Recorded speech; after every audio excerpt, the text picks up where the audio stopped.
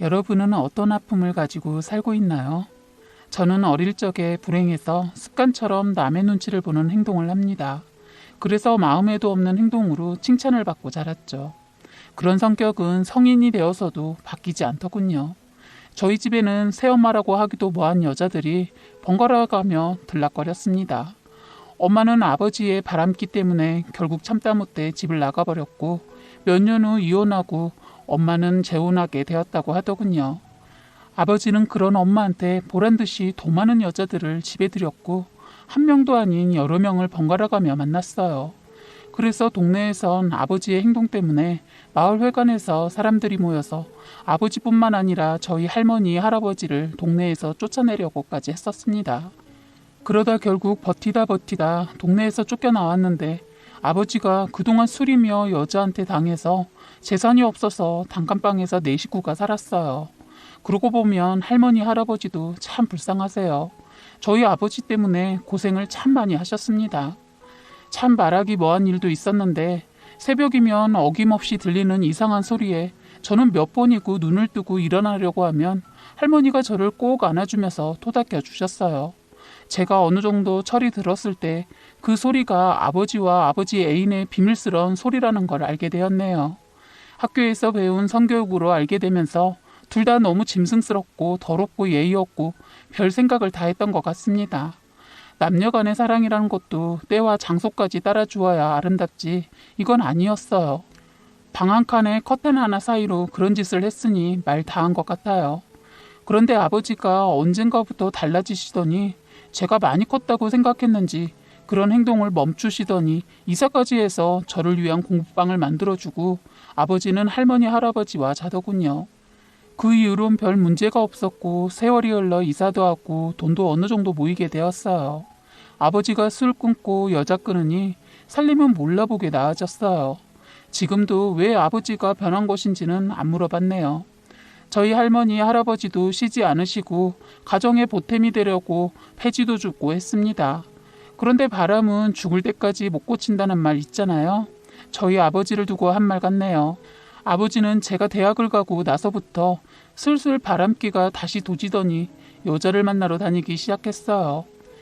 그래서 큰일 날 뻔한 일이 있었습니다. 다행히 할머니가 현명하게 처음부터 생각을 잘한 것 같아요. 집을 처음으로 장만하면서 할머니가 고집을 부려서 비록 자그마한 집이지만 아버지 명의로 하려다 할아버지 명의로 했거든요. 할아버지는 욕심이라고는 전혀 없어서 왜 자기 명의로 했냐고 투덜거렸지만 나중엔 큰일을 막을 수 있었습니다. 아버지가 만나는 여자가 하필 사기꾼이었는지 아버지를 꼬셔서 집을 팔아서 다른 데 소개해준다고 했답니다. 그러면서 둘이서 결혼 얘기까지 오고 가고 다 했다고 해요. 다행히 그 여자가 아버지한테만 사기를 치고 다닌 것이 아니어서 다른 사람이 신고하게 되어 저희는 재산을 잃진 않았어요. 며칠만 늦게 잡았다면 저희 또다시 거리로 나가야 할 상황이 될 뻔한 아주 큰 사건이었습니다. 친정 얘기를 하려는 게 아니었는데 막상 글을 쓰다 보니 친정 얘기가 나오니까 사건들이 하나둘 생각이 나서 말이 길어지네요. 제가 결혼하기 전까지 친정에 참 많은 우여곡절이 있었습니다. 말 다 하다 보면 날이 새도 모자랄 것 같아 일단 이쯤에서 마무리하고 이제부터 제 얘기를 해봐야겠네요. 세상에 이런 미친놈이 또 있을까요? 바로 신랑 때문입니다. 신랑은 워낙 숫기도 없고 여자들 있는 곳에서는 한마디도 못하는 사람입니다. 제 친구들 소개해 줄 때도 눈을 제대로 맞추지도 못하길래 그 정도의 성격이라고 알았습니다. 그래서 늘 제가 대신 중간에 말을 섞어주곤 했어요. 저는 이 사람이 원래 이런 사람인 줄 알았습니다. 그런데 알고 보니 이 사람 완전 모든 것이 거짓이었고 사기꾼 같은 사람이었습니다. 저는 이 사람이 가면 쓴 걸 못 보고 결혼하고 5개월이나 되어서 그동안 저를 속인 것을 알게 되었어요. 지금부터 어떤 일이 있었는지 정리를 해서 말해볼게요. 저는 부모님이 이혼하시고 아버지랑 살았고 어머니는 이혼하고 재혼하셔서 딸아이도 낳았습니다. 엄마가 결혼해서 애를 낳았다는 소식은 뒤늦게 알게 되었고 저에게 동생이 있다는 것이 어색하고 불편해서 막내를 하지 않고 지냈어요. 긴 세월을 안 보고 지내다가 엄마가 제가 결혼을 한다고 하니까 동생을 데리고 상견례 자리에 나왔더라고요. 엄마는 엄마 쪽 남편분한테 허락을 받고 나오셨다고 했어요. 엄마 생각으론 행여나 엄마 없다고 흠이라도 잡힐까봐 저 생각하시고 이혼까지 했으면서도 저를 위해 동생까지 데리고 나타난 엄마가 이해가 가지 않았습니다. 서로 서먹한 인사를 나누고 바로 상견례를 했습니다. 그런데 동생은 저를 처음 봤는데도 너무 놀랍게도 잘 웃으며 저를 좋아하는 눈치였어요. 그리고 더 놀라운 것은 동생이 저를 참 많이 닮았더라고요. 동생은 이 자리를 어색해하지 않고 친언니 대하듯 편안하게 저를 대했어요.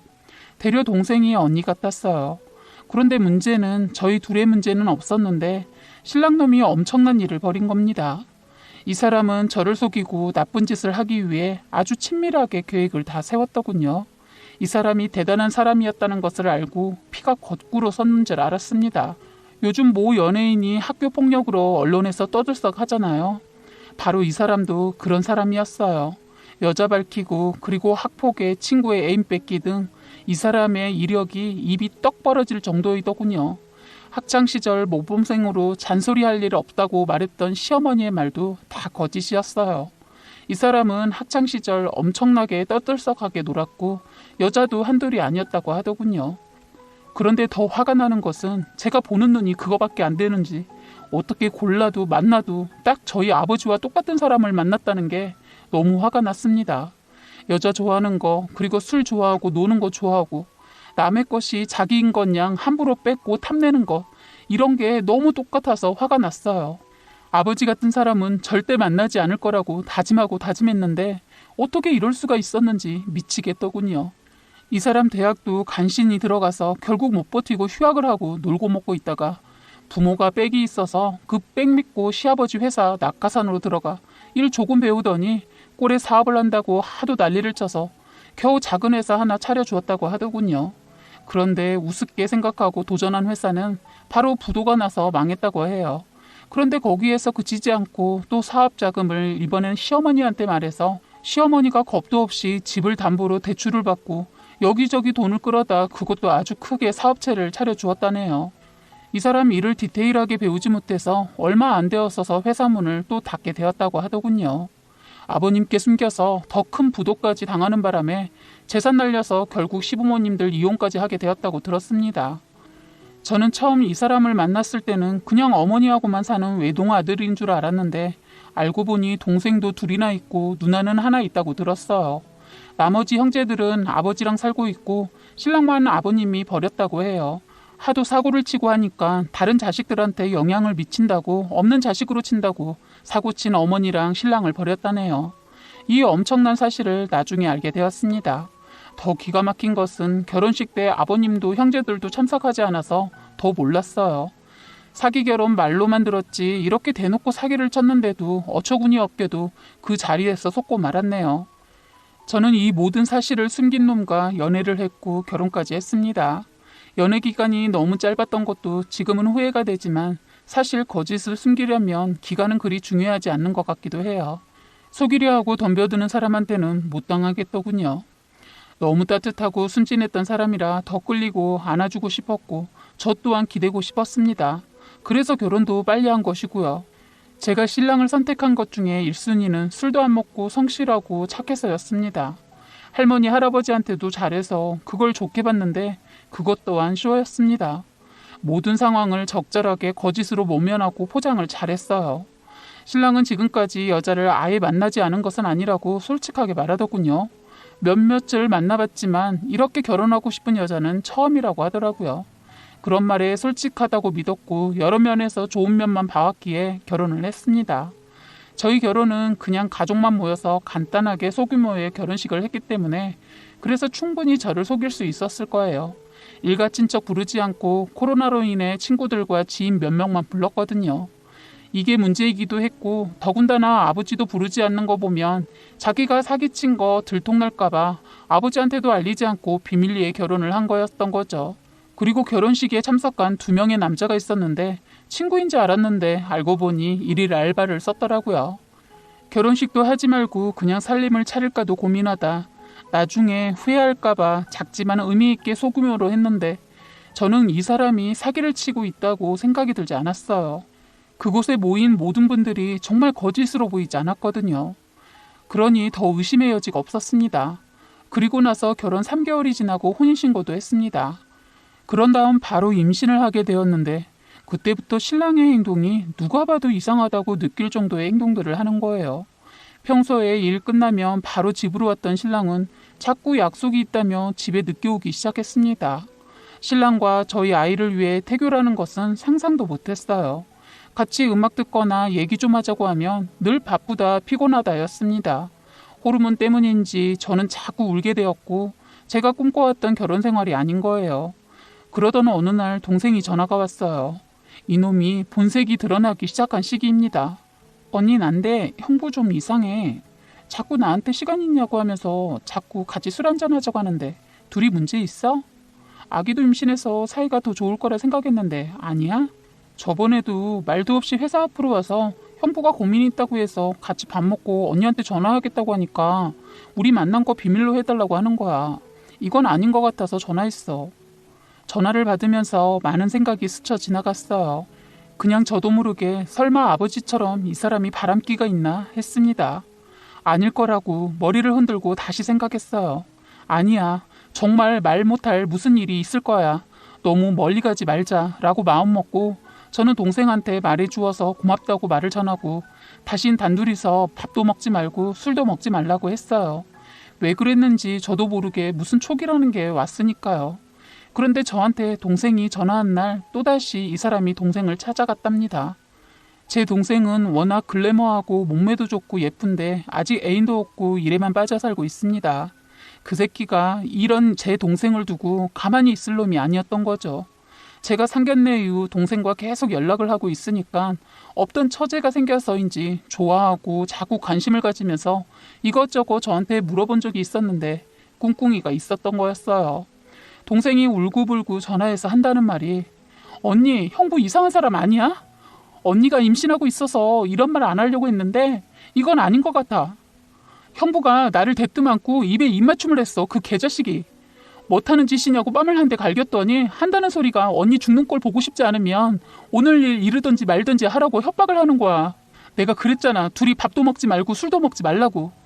언니가 너무 힘들어하는 일이 있다고 이제 말해야겠다고 맨정신에 못하고 술 한잔하면서 말하자고 하길래 믿었지. 그런데 이 새끼가 화장실 앞에서 기다리고 있다가 그런 짓을 한 거야. 내가 소리 지르고 때리고 경찰 부르고 있을 때 도망쳤어. 집에 왔어? 아직 안 왔으면 빨리 그 집에서 나와. 하더군요. 저는 많은 고민을 했습니다. 어떻게 해야 할지, 이 자리에서 끝장을 낼까, 일단 친정으로 피할까. 제가 임신을 하고 있어서 일단은 피하자 생각했습니다. 그런데 제가 집을 나가려는 그 찰나에 집에 그놈이 왔어요. 저는 아무런 일도 없다는 듯이 최대한 진정하고 아무렇지도 않게 평소처럼 나 할머니 집에 다녀올게 했더니 뭔가 이상하다고 생각되었는지 제 전화를 억지로 뺐더니 확인하는 겁니다. 동생한테 전화 왔었어? 응? 놀러 오라고. 그런데 엄마 집은 불편해서 싫다고 했어. 하니까 아직 동생이 말하지 않았다고 생각이 들었는지 갑자기 돌변해서는 그래 다녀와. 그런데 옷가방이 왜 이렇게 커? 임신하니까 할머니가 너무 보고 싶고 했는데 마침 할머니가 전화해서 좀 이따 가라고 해서 간 김에 조금 더 있을까 해서 그냥 가지 말까? 진짜 가지 말라고 하면 어쩌지 하면서도 그냥 말해버렸어요. 그랬더니 저에게 묻더군요. 자기 친정 가는 거 싫어하잖아. 아버님 보는 거 싫어서. 순간 전 당황하지 않을 수 없었습니다. 하지만 진정하려고 애쓰며 티내지 않으려고 떨리는 손을 배를 감싸며 차분하게 말했습니다. 할머니가 보고 싶다고. 아버지가 거기 계신다고 할머니를 안 볼 수는 없잖아. 이 사람 어느 정도는 아버지에 대해 알고 있어서 이렇게 말을 하더군요. 한참 후 무언가 생각을 하더니 다녀오라고 하더군요. 저는 그 집을 어떻게 나왔는지 기억이 안 납니다. 걸음아 나설려라 하고 임신한 배를 하고 뛰었어요. 친정으로 넘어와 이틀을 고민하고 다음날 아버지한테 퍼붓게 되었습니다. 아버지가 잘못한 것이 아닌데 그럴 만한 상황이 만들어지게 되었거든요. 그날 아버지는 또 다른 여자를 집으로 끌고 들어왔기 때문입니다. 아버지 너무한 거 아니야? 여자 없인 못 살아? 이러지 말고 밖에서 일 보고 들어와. 왜 생판 모르는 여자를 왜 자꾸 집으로 끌고 들어오냐고. 하자 그 여자 저를 노려보면서 아니 결혼했다고 들었는데 결혼해서 출가 외인이 됐으면 자기 집에 있어야지. 그리고 아버지가 연애하는 거 반갑게 받아줄 줄은 모르고 결혼까지 한 딸년이라는 게 버릇없이 뭐야 너? 이러더군요. 보통 여자는 아닌 듯 싶더라고요. 보통 이렇게 하기 쉽지 않은데 저를 호통치며 몰아세우더라고요. 따지고 보면 이 여자 말도 틀린 것은 아닌데 제가 너무 화가 나니까 신랑 얘기까지 하게 되었어요. 아버지가 이러고 다니니까 신사방이 이상한 짓 하고 다녀도 내가 떳떳하게 따지고 들지를 못하겠어. 아버지가 바람을 엄청 폈다는 걸 왜 얘기를 해서 사람 우습게 만들어. 아버지란 인간이 사위를 앉혀놓고 술 한잔하더니 정신줄 놓고 자기가 왕년에 바람 좀 피웠다고 그걸 자랑이라고 해? 제 말이 끝나자마자 그래도 딸이 사위 때문에 힘들다고 하니까 정신이 들었는지 뭐 이 새끼가 바람이나? 당장 가자. 하자 그 여자가 자기가 왜 끼어들어. 애들 문제는 애들이 해결하게 해. 자기 쿨하지 못하게 왜 그래. 하자 아버지가 야, 넌 당장 내 앞에서 사라져. 네가 뭔데 내 자식 문제에 이래라 저래라야. 내가 놀아주니까 네가 우리 딸 새엄마라도 되는 줄 알아? 당장 꺼져. 하면서 물건을 집어들자 깨갱하고 도망치듯 가는데 그때 신랑이 문 밖에 도착해 있었습니다. 아버지는 신랑의 멱살을 잡아 바닥에 내동댕이 치려 했는데 되려 힘에 딸려 꼬꾸라져 버렸어요. 꼴이 아주 우습게 되었습니다. 아버지란 사람 당신은 그렇게 바람을 피웠으면서 딸 문제는 다른가 보더군요. 우스운 꼴에도 다시 일어나 마구 그놈의 몸을 주먹으로 쳤어요. 야 이 새끼야, 네가 지금 무슨 낯짝으로 여기로 온 거야? 너 바람 피웠냐? 하자 기가 막힌 게 아니에요 장인어른. 아버님 제가 어떡해요. 미나 임신도 했는데 제가 어떻게 그런 짓을 합니까? 거짓말을 하더군요. 뭐 이 새끼야? 너 확실하게 말해. 지금 문제는 수면으로 떠올라 있는데 지금 그걸 억지로 눌러서 감추려 해? 이건 감춘다고 감춰지는 것이 아니야. 언젠가는 다시 떠올라. 제가 왜 거짓말을 합니까? 하고 둘이서 실랑이를 하고 있을 때 동생 얘기를 할 찰나에 그때 제 전화에 친구 전화가 걸려왔어요. 저는 전화를 받을 상황이 아니어서 문자를 간단히 보냈는데 뜻밖의 사진이 보내져 왔습니다. 사진은 그놈과 같이 딱 들러붙어 걸어가고 있는 친구를 다른 친구 한 명이 찍어서 보내온 거예요. 저는 피가 거꾸로 솟는 것 같았어요. 저는 바로 신랑놈 앞으로 가서 사진을 들이밀었어요. 그걸 쳐다보고 있는 그 새끼의 뺨을 사정없이 때렸습니다. 그러자 그 새끼 저에게 쌍욕을 하면서 제 멱살을 잡으면서 야 그래 내 아버지도 한 걸 왜 이렇게 오바야. 한번 겪어보고 자랐으면 익숙해야 하는 거 아니야? 하는데 죽여버리고 싶었습니다. 이 새끼가 순간 제가 임신한 사실을 까먹었는지 저를 확 밀쳐버렸어요. 순간 저는 문 앞에 놓인 화분에 배가 부딪히면서 내동댕이 쳐지게 되었죠.